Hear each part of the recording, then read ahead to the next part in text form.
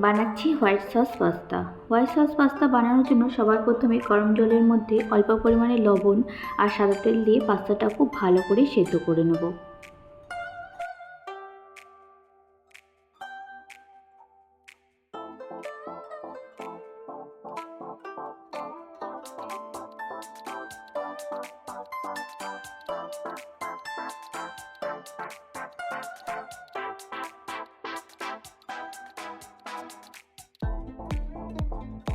Pasta সেদ্ধ হয়ে গেলে জল ঝরিয়ে নেব। একটা কথা মনে রাখবেন, পাস্তা থেকে জল ঝরিয়ে নেওয়ার পর সেটা কখনোই নর্মাল ওয়াটার দিয়ে ধোবেন না। এবার একটা কড়াইয়ের মধ্যে অল্প পরিমাণে সাদা তেল দিয়ে লবণ আর গোলমরিচ গুঁড়ো দিয়ে মাখিয়ে নেওয়া বেশ কিছু বোনলেস চিকেনের টুকরো আমি একটু ভেজে তুলে নেব।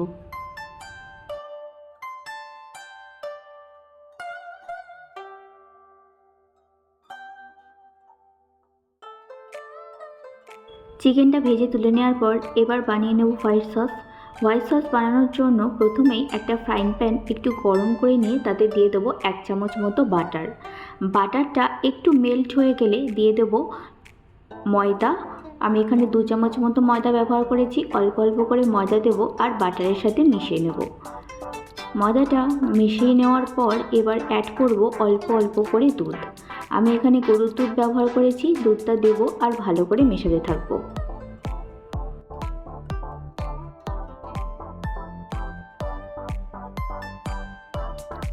এবার অ্যাড করব অল্প পরিমাণে চিলি ফ্লেক্স, অরিগানো আর স্বাদ মতো লবণ। ভালো করে মিশিয়ে নিলেই তৈরি হয়ে গেল আমাদের হোয়াইট সস। এবার পাস্তাটা রেডি করে নেব।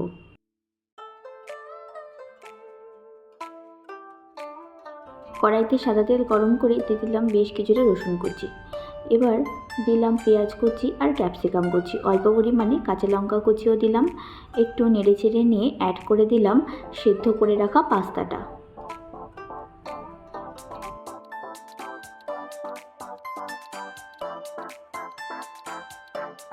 অ্যাড করলাম পরিমাণ মতো লবণ আর গোলমরিচ গুঁড়ো।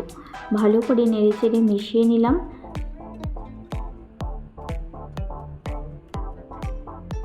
এবার অ্যাড করে দেবো বানিয়ে রাখা হোয়াইট সসটা। ভালো করে মিশিয়ে নেব। অ্যাড করে দেবো ভেজে রাখা চিকেনটাও। এবার লাস্টে অ্যাড করলাম অল্প পরিমাণে অরিগানো আর চিলি ফ্লেক্স। আমি এখানে লাস্টে একটা চিজ স্লাইস অ্যাড করেছি, এটা সম্পূর্ণ অপশনাল। ব্যাস ভালো করে মিশিয়ে নিলে রেডি হয়ে গেল আমাদের দারুণ সুস্বাদু হোয়াইট সস পাস্তা। রেসিপিটা কেমন লাগলো অবশ্যই জানাবেন। সবাই ভালো থাকবেন, সুস্থ থাকবেন, সাবধানে থাকবেন আর পজিটিভ থাকবেন।